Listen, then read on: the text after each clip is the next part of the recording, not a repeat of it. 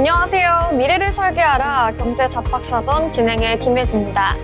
9월 8일 한 주의 시작 월요일인데요. 경제 잡박사전 시작해보도록 하겠습니다. 오늘은 윤자빈 아나운서와 함께합니다. 어서 오세요. 안녕하세요. 네, 간밤 뉴욕 증시 상황부터 간략하게 짚어보겠습니다. 뉴욕 증시는 고용 지표에 대한 해석 차이 속에 약세로 마감했는데요. 시장은 장 초반 부진한 고용 보고서를 근거로 연준의 금리 인하 기대감을 키우며 상승세로 출발했습니다.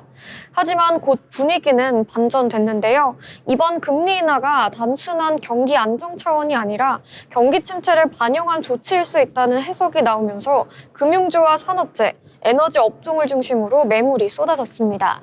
최근 급등했던 종목에서도 차익 실현 매물이 쏟아지면서 지수는 하락 전환을 했습니다. 다만 전반적인 낙폭은 제한적이었는데요. 시장은 고용 둔화를 인정하면서도 아직 경기 자체가 급격하게 위축되지는 않았다 이런 자신감을 유지했기 때문입니다. 이번 고용 보고서를 보시면요. 8월 신규 고용은 예상치를 크게 밑돌았고요. 실업률은 4.3%대로 상승했습니다. 팬데믹 이후 처음으로 고용이 감소한 달도 확정되면서 고용 시장이 확실히 식어가고 있는 모습인데요. 특히 기업들의 신규 채용이 크게 둔화되면서 청년층이 어려움을 겪는 것으로 나타났습니다. 임금 상승률도 둔화되면서 소비 여력 약화에 대한 우려 또한 커지고 있습니다. 이런 가운데 시장의 관심은 연준의 금리 인하가 보험성 인하냐, 경기 침체용 인하냐에 쏠리고 있습니다. 전자는 유동성 공급으로 주식시장에 긍정적이지만 만약에 후자로 해석이 된다면 경기 불안을 키울 수 있기 때문입니다. 한편 굴스비 시카고 연은 총재는 아직 9월 금리 결정은 정해지지 않았다라면서 선을 그었습니다. 고용 둔화는 인정하면서도 여전히 완전 고용에 가까운 수준이라면서 단순히 월간 지표로 성급히 판단해서는 안 된다 이렇게 강조를 했는데요. 이 발언 이후에 시장은 일부 낙폭을 줄이면서 마감을 했습니다. 결국 투자자들의 시선은 향후 발표될 주요 경제 지표에 집중되고 있습니다. 다음 지표가 연준의 최종 결정 그리고 금융시장의 향방을 가를 중요한 분수령이 될 전망이겠습니다. 네, 이렇게 간략하게 글로벌 경기 흐름 살펴봤고요. 이어서 자세한 미증시 마감 시황 살펴보도록 하겠습니다. 자빈 아나운서 전해주시죠. 네, 뉴욕 증시가 고용 쇼크 속에 하락 마감했습니다. 3대 지수 모두 내림세를 보이며 시장의 불확실성이 다시 한번 고개를 들었습니다. 다우지수는 전장보다 0.48% 하락한 45,400.86에, S&P 500 지수는 0.32% 내린 6,481.50에, 나스닥 지수는 0.03% 하락한 21,700.39포인트에 각각 거래를 마쳤습니다. 글로벌 이슈 함께 보면서 더 자세한 내용 알아보시죠. 이번 하락은 8월 비농업 고용 지표가 시장 기대를 크게 밑돈 영향이 컸습니다. 미국 노동부는 8월 신규 고용이 2만 2천 명 증가했다고 발표했는데요. 이는 7월의 7만 9천 명보다 크게 줄어든 수치이며 시장 예상치였던 7만 5천 명에도 한참 못 미치는 수준입니다. 뿐만 아니라 6월과 7월 고용도 도합 2만 1천 명이 하향 조정되며 노동시장 둔화 우려가 현실화되는 분위기입니다. 8월 실업률도 4.3%로 0.1%포인트 상승했습니다. 다만 시장 반응은 단순하지 않았습니다. 고용지표 부진과 금리 인하 기대가 충돌하면서 시장의 변동성은 확대되는 모습입니다. 일각에서는 비농업 고용 증가가 곧 마이너스로 전환될 수 있다는 비관적 전망도 나오고 있습니다. 울프리서치의 크리스 제닉 수석 전략가는 앞으로 몇 주간 거래는 더 거칠어질 수 있다며 9월은 계절적으로도 약세 구간이지만 중기적으로도 강세적이 유지될 것이라고 진단했습니다. 미국 고용시장 둔화가 금리 정책뿐만 아니라 경기 흐름 전반에 어떤 영향을 줄지 주목되고 있습니다. 이번 주 뉴욕 증시는 8월 소비자 물가지수와 생산자 물가지수 발표에 시장의 관심이 집중되고 있습니다. 지난주 비농업 고용이 급격히 둔화되면서 9월 FOMC에서 금리를 50bp 인하할 수 있다는 기대감이 커진 상황입니다. 투자자들은 이번 물가지표를 통해 금리 인하 폭과 시점을 가늠하려 하고 있고 시장에서는 8월 CPI가 전년 대비 2.9%, 근원 CPI는 3.1% 상승할 것으로 예상하고 있습니다. 한편 신용카드 연체율은 12.27%로 2011년 이후 최고치에 근접하면서 소비 둔화 신호도 함께 나타나고 있습니다. 고용 둔화, 물가, 소비 모두 흔들리는 가운데 이번 주 지표는 연준의 통화 정책 방향에 중대한 영향을 미칠 전망입니다. 국제유가가 산유국들의 증산 압력에 다시 하락했습니다. 5일 뉴욕 상업거래소에서 서부 텍사스산 원유 WTI 10월물은 2.53% 떨어진 배럴당 61.87달러, 런던 IC 선물시장의 브렌트유 11월물도 2.22% 하락한 65.50달러의 거래를 마쳤습니다. 하락 배경에는 오펙 플러스의 추가 증산 계획이 있습니다. 로이터는 산유국들이 10월부터 하루 최소 13만 5천 배럴, 많게는 35만 배럴까지 증산하는 방안을 합의했다고 전했습니다. 오펙 플러스는 이미 지난 4월부터 감산을 접고 하루 250만 배럴 이상 증산을 이어왔는데요. 이는 트럼프 대통령의 유가 인하 압박 때문이라는 분석입니다. 공급 확대가 이어지며 국제 유가는 당분간 하방 압력에 놓일 전망입니다. 글로벌 스포츠웨어 브랜드 룰루레몬의 주가가 무려 20% 가까이 급락했습니다. 미국 소비 둔화와 함께 트럼프 2기 행정부의 무역 정책에 따른 관세 부과와 소액 면제 폐지가 비용 압박으로 작용했습니다. 룰루레몬은 올해 약 3,300억 원, 내년에 4,400억 원에 달하는 비용 증가가 예상된다고 밝혔습니다. 미국 매출은 정체 상태인데요. 신제품 출시로 돌파구를 찾겠다고 했지만 일부 가격 인상도 불가피하다고 밝혔습니다. 게다가 프리미엄 시장에서는 알로 같은 신흥 브랜드들이 급부상하고 있어 룰루레몬의 시장 지배력에도 빨간불이 켜졌습니다. 다음으로 히트맵 살펴보겠습니다. 업종별로는 혼조세가 나타났는데요. 에너지 섹터가 2% 넘게 급락한 가운데 부동산 섹터는 1% 가까이 올랐고요. 시총 상위 종목 보시면 먼저 엔비디아 3% 가까이 하락했습니다. 오픈 AI가 내년에 자체 설계할 AI 반도체를 처음으로 생산할 예정인 가운데 이것이 엔비디아에 대한 의존도를 줄이려는 전략으로 해석되며 주가가 빠진 것으로 풀이되고요. 알파벳은 유럽연합으로부터 약 30억 유로 규모의 과징금을 부과받았지만 트럼프 대통령이 보복 조치를 예고하면서 1%대 상승으로 마감했습니다. 메타도 소폭 올랐고 브로드컴 전날 공개한 호실적과 함께 앞서 전해드린 오픈 AI의 자체 AI 칩 개발 소식이 브로드컴과 함께라는 점이 주목을 받으며 9% 넘게 급등했습니다. 테슬라는 머스크 CEO에게 최대 1조 달러에 달하는 주식을 지급하는 새로운 보상안이 공개되면서 4% 가까이 뛰었습니다. 이어서 주요 기업들 이슈도 함께 체크해 보시죠. 테슬라 이사회가 일론 머스크 CEO에게 최대 1조 달러 규모의 성과 보상안을 제시했습니다. 이는 미국 기업 역사상 최대 보상 패키지로 머스크의 지분율은 최대 25%까지 상승할 수 있습니다. 보상 조건은 시총 8.5조 달러 달성, 연간 차량 2천만 대 인도, 자율주행 소프트웨어 1,000만 구독자, 로봇 100만 대, 그리고 로봇택시 100만 대 상업화 등입니다. 이 안은 11월 6일 주주총회 표결을 거쳐 확정되며 테슬라 주가는 3%대 상승세를 보였습니다. 다음 소식입니다. 엔비디아가 AI 클라우드 스타트업 람다와 15억 달러 규모 계약을 체결했습니다. 앞으로 4년간 GPU 서버 18,000대를 임차하며 람다의 최대 고객이 됐습니다. 이번 협력은 단순 공급을 넘어 엔비디아가 AI 데이터 센터 인프라를 신속히 확보하고 장기적으로 GPU 수요처를 넓히려는 전략으로 해석됩니다. 다음 소식입니다.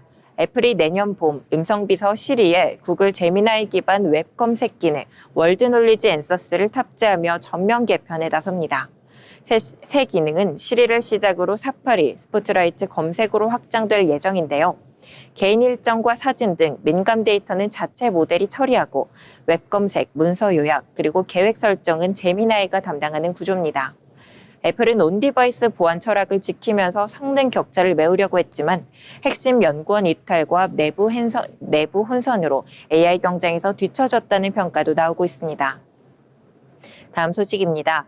메타가 애플의 AI 로봇공학 인재를 영입하며 메타버스 대신 인공지능 로봇 하드웨어 기업으로 전환 속도를 내고 있습니다.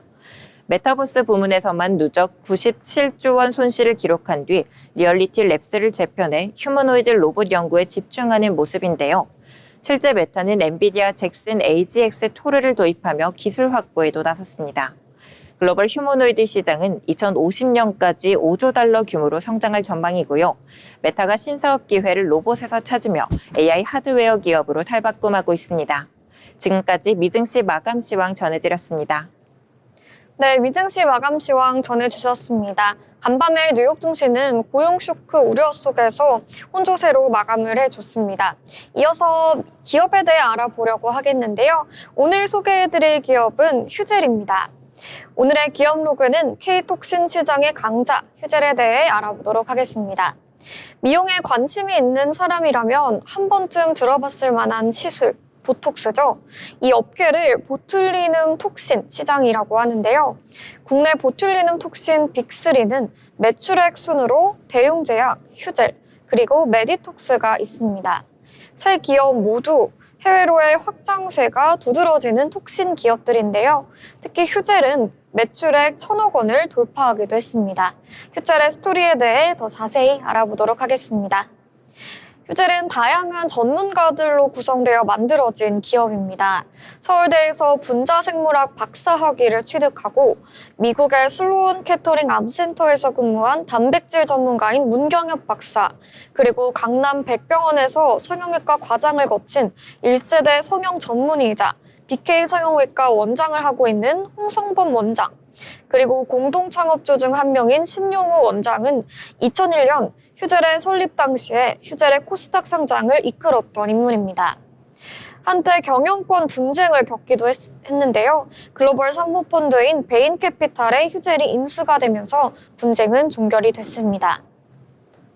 이들은 보툴리눔 톡신 개발을 목표로 2001년 회사를 설립하고 2015년 기업 공개를 하면서 2017년에 미국계 사모펀드 베인캐피탈에 매각하는 과정을 거쳤습니다.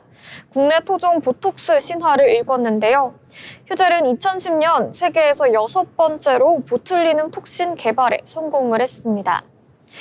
우리에게 보톡스라는 이름으로 잘 알려진 제품의 정식 명칭이 바로 보툴리눔 톡신인데요. 이 단어는 소시지를 뜻하는 라틴어인 보툴루스에서 유래했다고 합니다.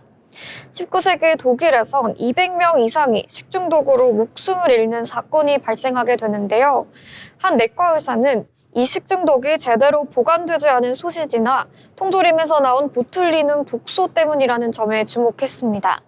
연구를 통해 소시지 독이 신경마비 증상을 일으킴과 동시에 치료제로도 사용할 수 있다는 논문을 발표했습니다. 이게 보톡스의 시작이 된 건데요. 이후 미국의 안과 의사가 이 약재를 이용해서 사시와 안검 경련 치료약을 개발하면서 보톡스는 의약품으로 사용되게 됩니다. 다시 휴젤 이야기로 돌아와 보겠습니다. 2021년 8월에 GS그룹 컨소시엄은 베인캐피탈로부터 휴젤의 지분 46.9%를 인수합니다.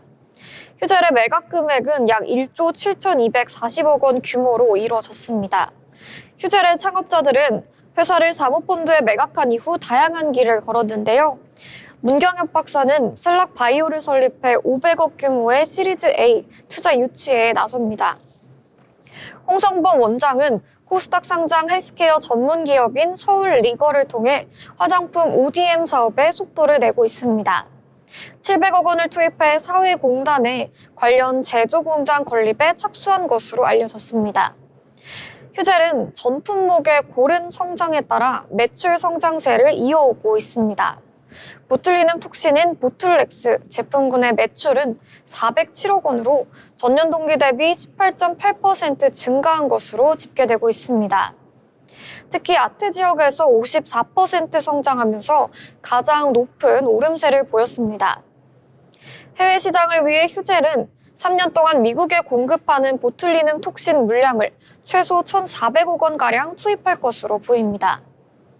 휴젤의 현지 파트너인 베네브는 지난해 휴젤 아메리카와 약 1,400억 원 규모 최소 구매 수량 이상 레티볼을 공급하는 공급 약정을 체결했습니다. 휴젤은 레티볼을 가지고 3번의 도전 끝에 미국 FDA의 허가를 획득합니다. 이에 휴젤은 보툴리눔 톡신 주요 시장인 미국과 중국, 그리고 유럽에서 모두 허가를 받은 국내 유일의 기업이 되면서 글로벌 경쟁력을 갖춥니다. 한편 휴젤의 가장 최근 소식으로는 글로벌 사모펀드 CBC그룹이 휴젤 경영권 매각에 시동을 걸었다는 소식이 전해졌습니다. 7일 투자은행 업계에 따르면 CBC는 최근 모건 스탠리를 매각 주관사로 선임하고 국내외 여러 인수 후보자를 접촉하고 나섰다고 밝혀졌습니다. CBC가 원하는 매각가는 최소 주당 40만 원 초중반대라고 말했다고 전해졌습니다.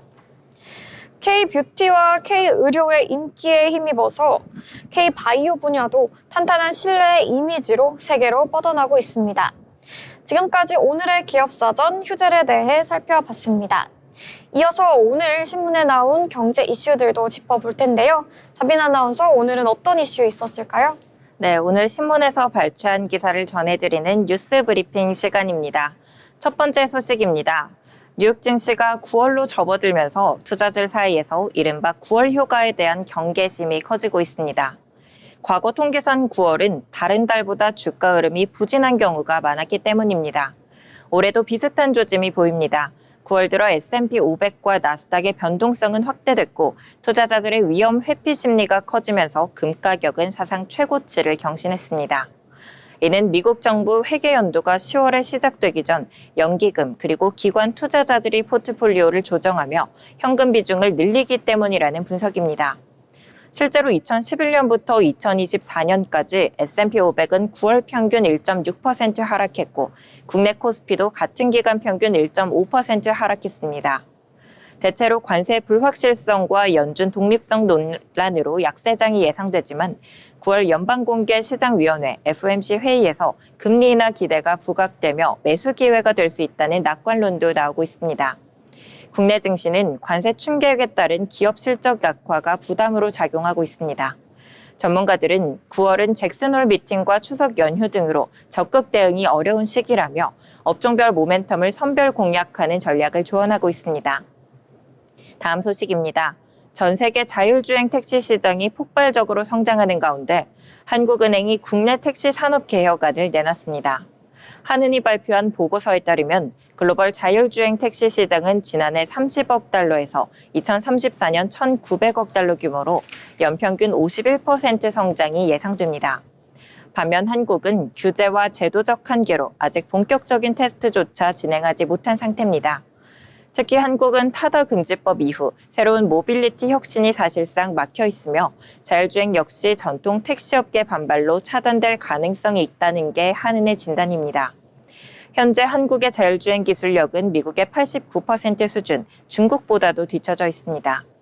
이에 한국은행은 승차 공유 규제 완화와 함께 사회적 기금을 마련해 개인 택시 면허를 매입, 소각하는 구조개혁안을 제안했습니다. 택시 요금의 일정 비율이나 건당 수수료로 재원을 조원하는 방식입니다. 한은은 만약에 서울에 자율주행 택시 7,000대를 도입한다면 연간 1,600억 원 규모의 소비자 후생 증대 효과가 있을 것으로 분석했습니다. 고령화된 기사와 심야 운행 기피 문제를 보완해 자율주행이 수요 맞춤형 서비스로 자리 잡을 수 있다는 전망입니다. 다음 소식입니다. 국내 1인 미디어 시장이 급성장하면서 연간 억대 수입을 올리는 유튜버 등 창작자가 4,000명을 돌파했습니다. 불과 5년 전과 비교하면 15배 늘어난 수치입니다. 국세청 자료에 따르면 종합소득세를 신고한 1인 미디어 창작자는 2019년 약 1,300명에서 지난해 2만 5천 명에 육박했습니다. 같은 기간 총 수입은 1,012억 원에서 1조 7,800억 원으로 17배 이상 증가했습니다.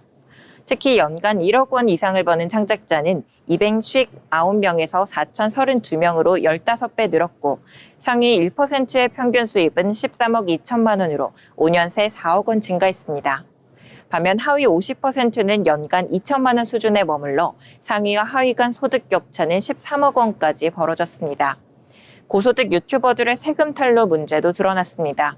국세청은 지난해 세무조사에서 91억 원을 추징했는데 억대 수입에도 불구하고 신고를 누락한 사례가 적지 않았습니다. 전문가와 국회는 급성장하는 시장에 걸맞은 과세 제도 보완이 필요하다며 세제 사각지대 해소와 관리 강화를 촉구했습니다. 다음 소식입니다. 일본의 이시바 시게루 총리가 자민당 총재직에서 사임하겠다고 밝히며 총리직에서도 물러날 전망입니다.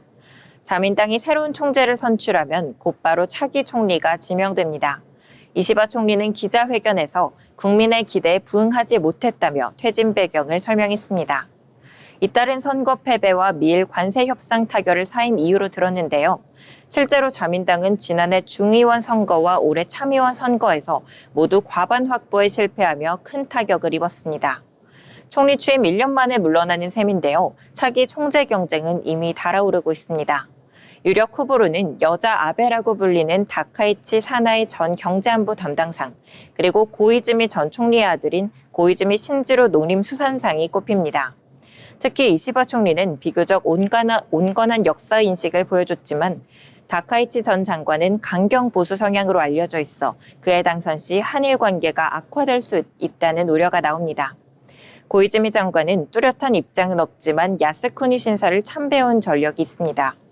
이번 총리 교체는 일본 정치 지형뿐만 아니라 한일 관계에도 적지 않은 파장을 미칠 것으로 보입니다. 다음 소식입니다. 미국 조지아주 현대차 LG에너지솔루션 합작 배터리 공장 건설 현장에서 불법 체류 단속에 적발돼 구금된 한국인 근로자 300여 명이 이르면 오는 10일 전세기를 타고 귀국할 전망입니다.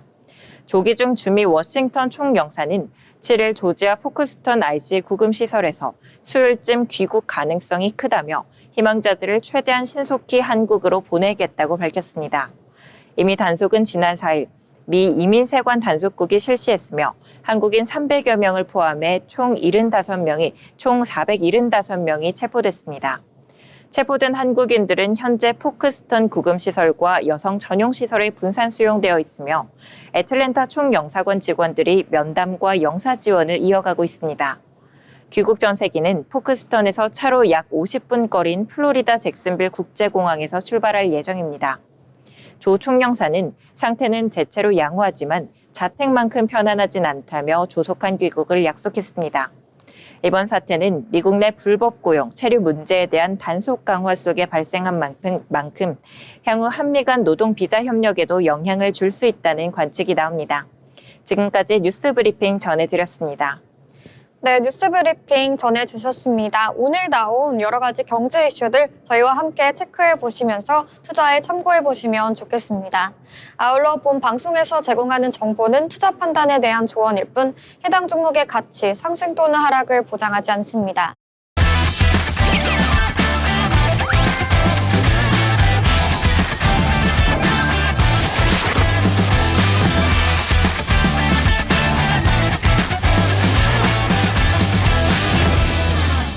네, 이번 시간은 투자의 고수가 되고 싶은 아나운서들의 경제 주식 이야기 나눠보는 시간입니다. 먼저 9월 8일 월요일 오늘 국내 증시 마감 상황부터 전달해 드리도록 하겠습니다.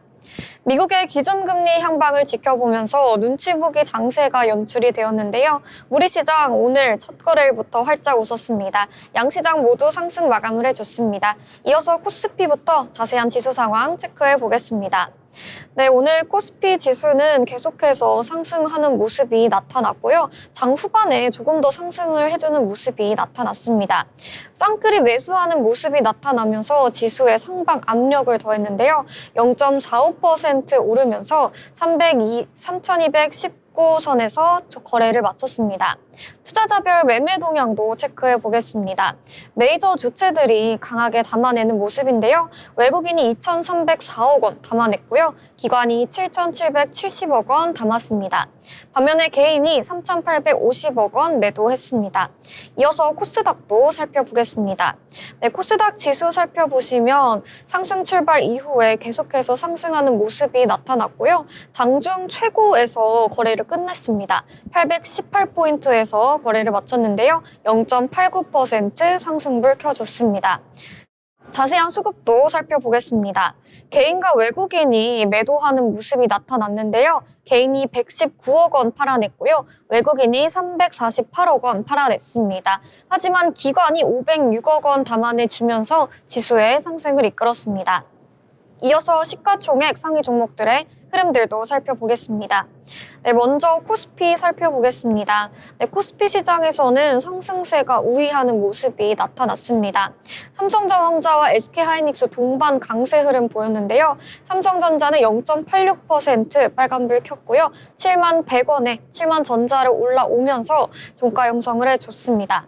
SK하이닉스도 1.28% 상승했는데요. 27만 7천 원에 거래를 마쳤습니다. 네, 오늘 시장에서 방산주는 조금 홍조세를 보였습니다. 하나 에어로스페이스는 3%대 급등 보여줬는데요. 반면에 HD 현대중공업은 소폭이지만 하락을 했습니다.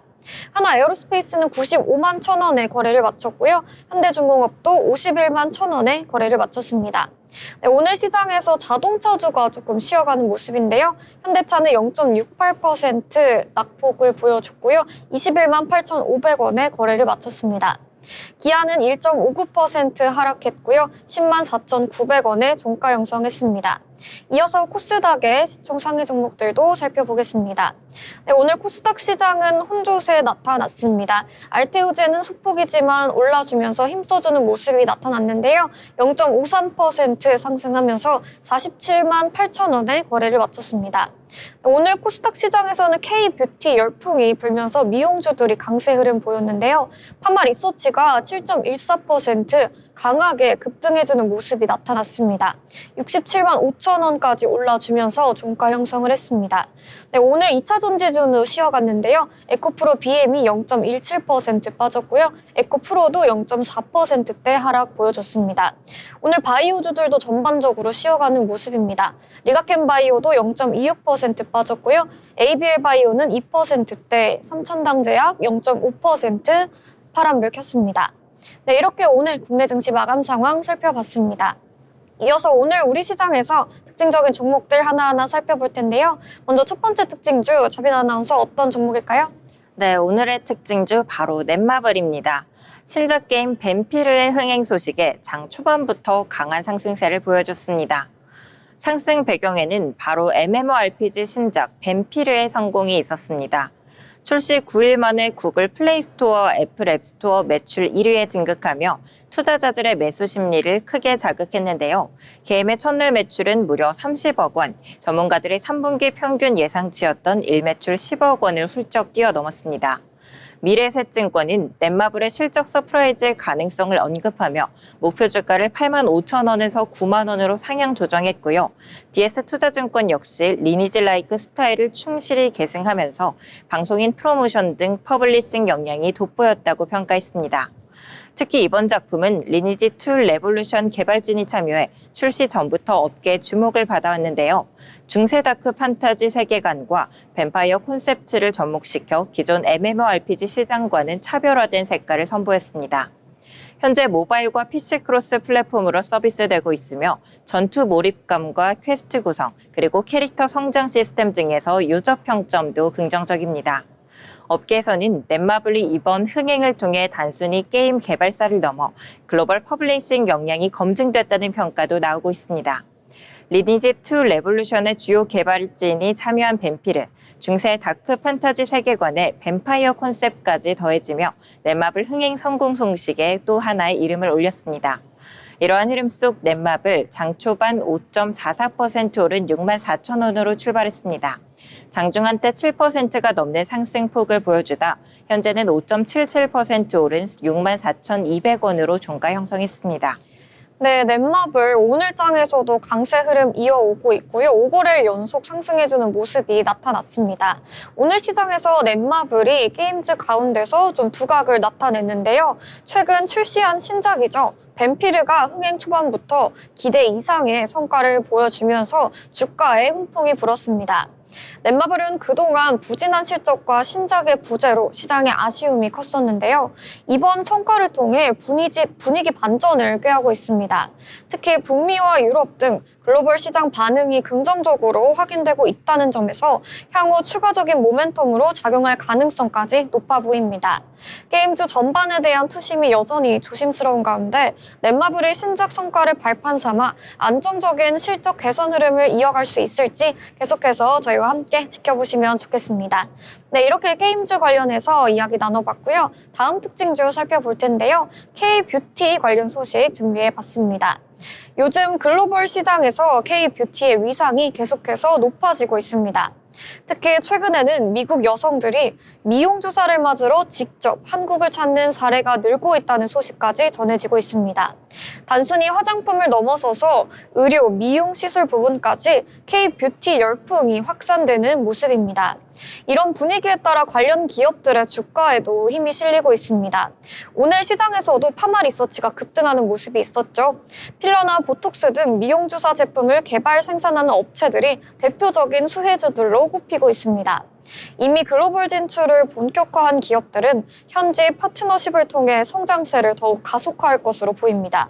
특히 최근 엔화 약세와 중국의 내수 둔화로 화장품 업계가 부침을 겪고 있었던 만큼 북미와 유럽, 이러한 새로운 시장에서의 수요 확대는 산업 전반에 긍정적인 신호로 해석이 됩니다. 다만 글로벌 규제 환경이나 안정성 논란 같은 변수가 여전히 존재하기 때문에 장기적인 성장 스토리가 계속해서 실적 개선까지 이어질 수 있을지 주목해 보시면 좋겠습니다. K-뷰티의 확장은 이제 화장품을 넘어서서 글로벌 미용 의료 시장까지 뻗어나고 있습니다. 네, 이렇게 K-뷰티 소식 전해드렸고요. 이어서 다음 특징주 넘어가 보겠습니다. 자빈 아나운서 어떤 특징주일까요? 네, 장 초반부터 금호건설이 상승세를 보이고 있어 주목받고 있습니다. 이러한 강세는 정부의 대규모 주택 공급 확대 방안 발표에 따른 건설업계 전반의 기대감이 반영된 결과로 보입니다. 정부는 2030년까지 수도권에 매년 27만 가구, 총 135만 가구를 공급하겠다고 발표했습니다. 특히 한국토지주택공사 LH가 토지를 민간에 매각하지 않고 직접 시행하는 방식으로 공급 속도를 높이고 도심 노후 지역 등 유휴 부지 활용도 강화하겠다고 밝혔습니다. 정책 발표 직후 건설주 전반이 상승세를 보였고요. 특히 중견 건설사인 금호건설이 주목을 받았습니다. 공공주도 공급 확대에 따라 대형사보다 중견사에 대한 수혜 기대가 커졌기 때문입니다. 금호건설은 최근 의왕, 군포, 안산, 남양주 왕숙, 하남 교산 등 3기 신도시 공공주택 사업에서 잇따라 우선 협상 대상자로 선정됐고 서울 연신내역 도심 복합개발 사업도 확보하며 입지를 넓혀가고 있습니다. 신용증권 박세라 연구원은 올해 상반기 누적 수주액이 8,470억 원에 달하고 연내 본계약 체결이 이어질 경우 수주 목표 2조 7천억 원 초과 달성 가능성도 있다고 분석했습니다. 이에 따라 영업이익 역시 기존 가이던스 210억 원을 상회할 가능성이 제기되며 시장의 관심이 집중되고 있습니다. 정부의 공급 정책과 맞물린 중견 건설사 수혜 기대감, 금호건설이 그 중심에 서며 오늘의 특징주로 부상하고 있습니다. 이러한 흐름 속 금호건설 장 초반 2.68% 오른 3,830원으로 출발했습니다. 장중 한때 16%가 넘는 오름폭을 보여주다 현재는 9.38% 상승한 4,080원으로 종가 형성했습니다. 네, 금호건설 소식 전해주셨습니다. 금호건설 2거래 연속 상승세 이어오면서 오늘 시장에서도 강세 흐름 보였습니다. 오늘 시장에서 건설주 중에서 금호건설이 좀 돋보이는 모습이었는데요. 정부가 대규모 주택 공급 확대 정책을 다시 강조하면서 건설사 전반에 모멘텀이 작용했습니다. 금호건설은 특히 수도권 재건축 재개발 프로젝트에 적극적으로 참여하고 있다는 점이 부각이 됐는데요. 최근 금리 인하 기대감이 커지면서 주택시장 회복세에 대한 기대도 커지고 있습니다. 이런 흐름 속에서 중견 건설사들 역시 수혜를 받을 수 있다는 전망이 힘을 얻고 있습니다. 다만 자재비 상승과 미분양 부담이라는 현실적 변수도 남아있는 만큼 건설주 전반의 상승세가 추세적인 흐름으로 이어질 수 있을지 계속해서 지켜보시면 좋겠습니다. 네, 이렇게 건설주 관련 소식 전해드렸고요. 이어서 다음 특징주 넘어가 보겠습니다. 에너지 정책, 탄소 중립 관련 소식인데요. 한편 환경부가 앞으로 에너지 정책까지 직접 맡게 되면서 탄소 중립을 이끄는 기후위기 컨트롤 타워로서의 역할이 계속해서 더욱 강화될 전망입니다. 정부 차원에서 재생에너지 확대와 온실가스 감축에 속도를 내겠다는 의지가 반영된 건데요.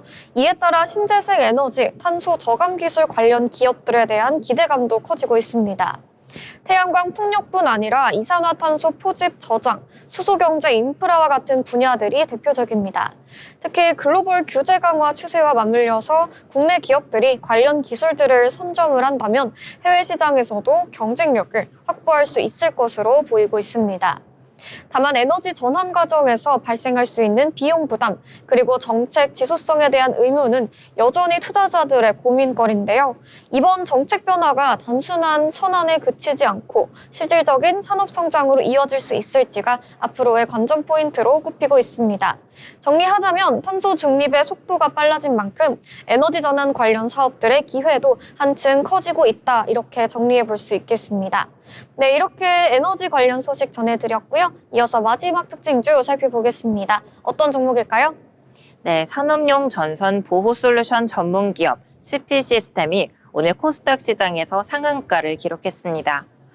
한미 조선 협력 프로젝트인 마스가 프로젝트 관련 수주 소식이 투자 심리를 자극한 것으로 보입니다.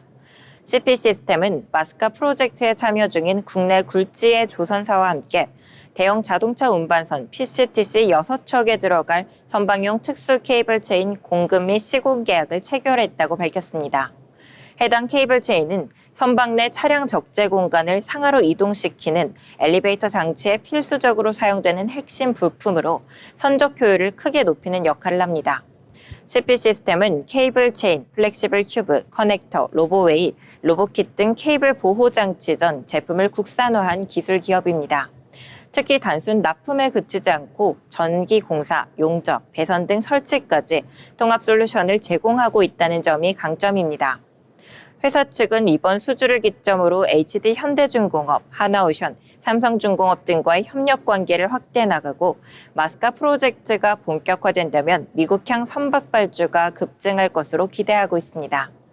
기술력과 시공 역량을 동시에 갖춘 CP 시스템, 마스카 수혜 기대감 속에 국내 조선 산업의 핵심 파트너로 도약할 수 있을지 관심이 모아지고 있습니다. 이러한 흐름 속 CP 시스템 1,855원으로 시작했습니다.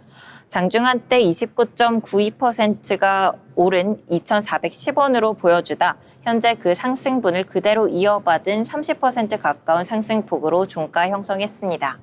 네, CP 시스템까지 마무리로 마지막으로 가져와 주셨습니다. 마스카 참여한 조선사 공급 계약이 체결이 되면서 오늘 시장에서 상한가를 기록했습니다. 국내 조선사들이 참여하는 마스카 프로젝트에 기자재 공급 계약을 체결했다는 소식이 전해지면서 단숨에 매수세가 몰린 건데요. 마스카는 글로벌 대형 프로젝트죠. 조선업계의 미래 성장 동력으로 꼽히고 있습니다. 따라서 이번 계약은 CP 시스템이 안정적인 매출 기반을 확보할 수 있는 기회로 평가되고 있습니다.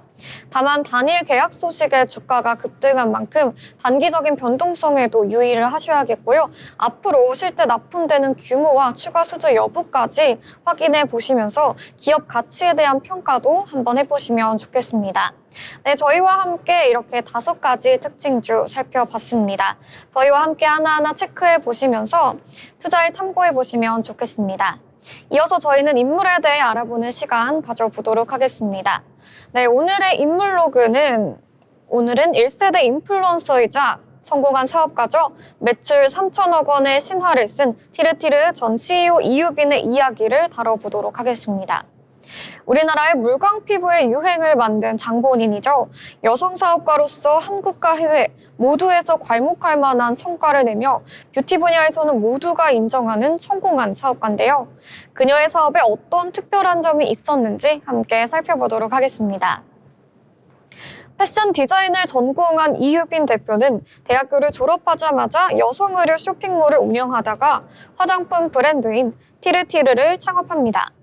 파산 신청을 할 정도로 힘들었었는데요. 자신의 회사에서 일하던 동생의 도움과 미스트 제품을 시작으로 화장품 사업에 눈을 뜨게 됩니다. 특히 코로나 시기에 위기를 기회로 바꾸며 200만 개에 달하는 손소독제를 일본에 수출하며 돈키호테 전 매장에 티르티르의 손소독제가 깔렸다고 합니다. 이후 물광 피부를 만들어주는 쿠션과 마스크에 묻어나지 않는 시그니처 쿠션 메이크핏 레드 쿠션을 만들면서 일본 뷰티 어워드 34관왕을 수상하게 됩니다. 어느새 매출 3천억 규모의 글로벌 기업으로 성장하며 자수성가의 신화를 쓰게 됩니다. 그녀는 한 유튜브 채널에서 인터뷰를 통해 이렇게 말합니다. 처음에는 사람들이 인플루언서 브랜드로 인식하고 무시했지만 그런 시간을 견디면서 일을 갈았다. 화장품 관련 자격증도 따고 만삭대 자격증 따려고 학원 다니고 공부했다. 이렇게 이야기했습니다. 아이를 출산할 즈음 2018년에 처음 큰 투자를 받았다고도 했는데요. 320억 원을 받았다고 합니다. 모델을 박서준으로 기용을 했고요. 이후 브랜딩을 확실히 하면서 TV 광고와 마케팅 비용을 투자하며 사업의 성장성이 올라오기 시작했다라면서 사업 확장 일화를 밝혔습니다. 한편 이유빈 대표는 24년 8월경 티르티르 대표직에서 물러납니다. 구다이 글로벌이라는 곳에 매각을 하게 되는데요. 구다이 글로벌은 조선 미녀라는 화장품으로 미주 시장에서 경영 능력을 돋보인 회사입니다. 이렇게 구다이 글로벌로 인수된 티르티르는 3인의 대표 체제로 운영되다가 올해 초 리더십에 변화를 주며 안병준 전 한국콜마홀딩스 대표가 티르티르의 공동대표에 선임이 됩니다. 서울대학교 경영학과를 졸업하고 회계 업무와 M&A 분야의 존재감을 키웠던 재무 역량을 바탕으로 회사는 더 성장할 것으로 기대가 되고 있습니다. 여성으로서 또 워킹맘으로서 또 자수성가 사업가로서 그녀가 이뤄낸 성과는 실로 대단합니다. 23년도에는 7천만 불 수출의 탑을 수상했고요. 24년도 상반기 수출액은 이미 1억 달러를 달성했습니다. 2019년도에 약 200억 원대 매출은 24년도가 되어 3천억 원을 넘어섭니다. 이렇게 회사가 커지면서 또 슬럼프도 겪었던 그녀인데요. 회사가 커진 만큼 글로벌 기업으로의 도약을 위해 회사를 매각했다고 밝혔습니다. 전 세계 모든 여성들이 티르티르 화장품을 쓸 수 있는 날을 기억한다는 그녀.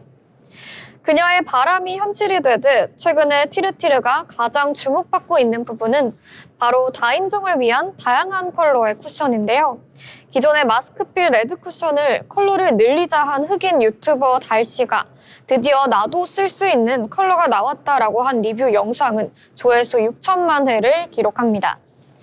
미국 아마존 파운데이션 중에서도 1등을 하는 등 1.6초마다 한 개씩 판매되는 브랜드가 되고 있습니다.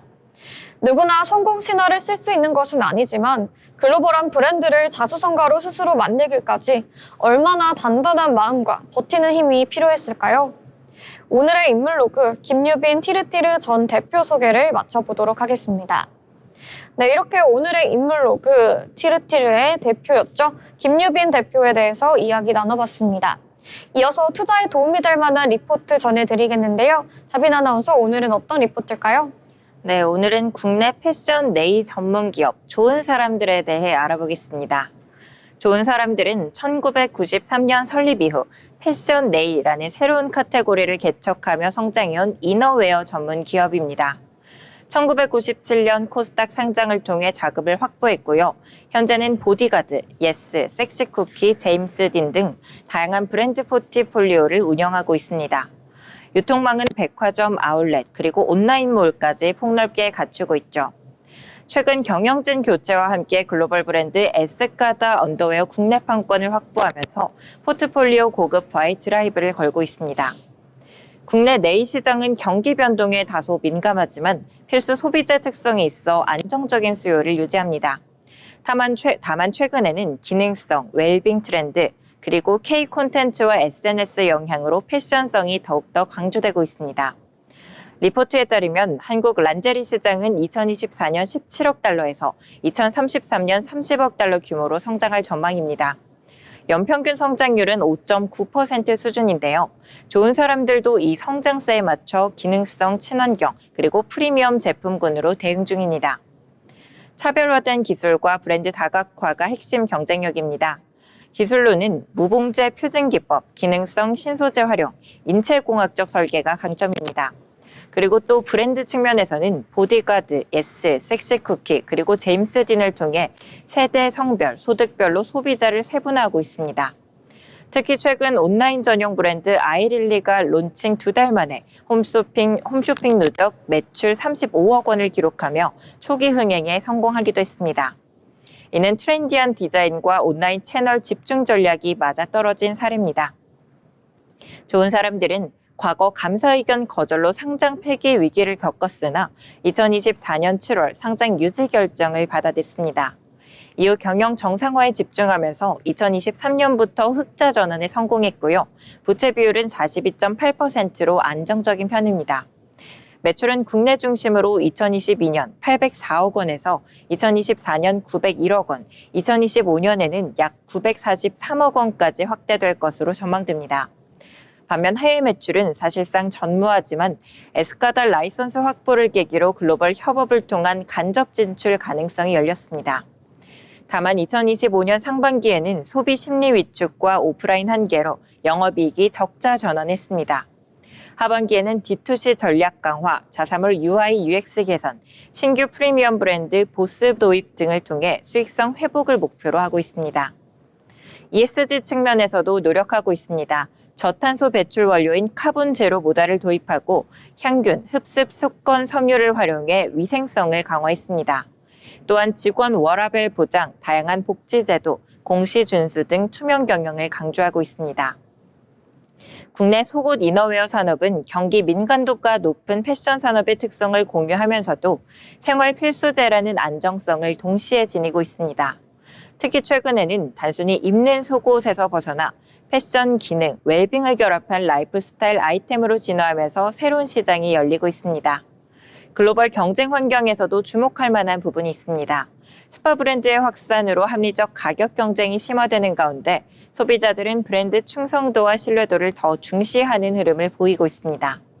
좋은 사람들은 보디가드, 제임스 딘 등 전통 브랜드로 신뢰를 확보하는 동시에 섹시 쿠키 그리고 아이릴리 같은 트렌디한 브랜드로 젊은 층을 공략하며 양극화된 소비 시장에 모두 대응할 수 있는 구조를 갖췄습니다. 중장기적으로는 고령화, 기후변화 같은 사회적 변화도 수요를 뒷받침할 전망입니다. 결국 좋은 사람들의 향후 성패는 글로벌 진출과 온라인 전환 속도에 달려있다고 볼 수 있겠습니다. 내수 시장 안정성을 기반으로 프리미엄 브랜드 협업과 디지털 전략을 얼마나 빠르게 구체화하느냐가 성장의 열쇠가 될 것입니다. 정리하자면 좋은 사람들의 투자 포인트는 다음과 같습니다. 다층적 브랜드 포트폴리오를 통한 세대별 소비층 확보, 기능성 프리미엄 시장 성장에 맞춘 기술 및 신소재 경쟁력, 그리고 온라인 D2C 전환과 글로벌 브랜드 협업을 통한 성장 가능성. 반면 리스크 요인으로는 해외 매출 부재로 인한 내수 의존도, 보호예수 해제 이후 주가 변동성, 그리고 소비 심리 위축과 오프라인 채널 부진 등이 꼽힙니다. 결론적으로 좋은 사람들은 과거 위기를 극복하고 재도약을 준비 중입니다. 단기적으로는 실적 변동성이 있었지만 브랜드 리포지셔닝과 온라인 확장 전략이 성과를 낸다면 중장기적으로 안정적 성장과 글로벌 진출 가능성을 동시에 확보할 수 있을 것으로 판단됩니다. 이상 리포트 브리핑이었습니다. 네, 리포트 브리핑까지 전해주셨습니다. 오늘 우리 시장 정리해 보겠는데요. 간밤에 미증시는 고용 둔화에 대한 우려로 하락하는 모습이 나타났습니다. 반면에 오늘 우리 시장은 상승해주는 모습이 나타났는데요. 시총 상위 종목들이 전반적으로 빨간불을 켜주면서 지수를 견인하는 모습이 나타났습니다. 내일은 어떠한 흐름이 이어질지 저희 방송과 함께 체크해 보시면 좋겠습니다. 아울러 본 방송에서 제공하는 정보는 투자 판단에 대한 조언일 뿐 해당 종목의 가치, 상승 또는 하락을 보장하지 않습니다.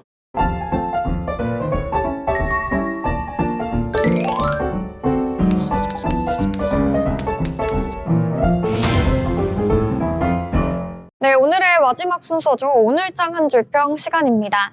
오늘 시장에 대해서 이야기 한번 나눠보도록 하겠는데요. 자빈 아나운서, 오늘 시장 어떻게 보셨을까요? 네, 뉴욕 증시가 고용 쇼크 속에 하락 마감했습니다. 또 9월로 접어들면서 투자자들 사이에서 이른바 9월 효과에 대한 경계감이 커지고 있습니다. 잭슨홀 미팅 그리고 추석 연휴까지 있기 때문에 업종별 모멘텀을 선별 공략하는 전략을 세우시는 게 좋겠습니다. 오늘 한 줄 평은요, 숨고르기 장세라고 정리해보면 좋을 것 같습니다. 네, 맞습니다. 뉴욕 증시가 조금 하락세 연출되는 모습이 나타났고요. 아무래도 9월에 접어들면서 계절적 약세 흐름이 나타나고 있는 것 같습니다.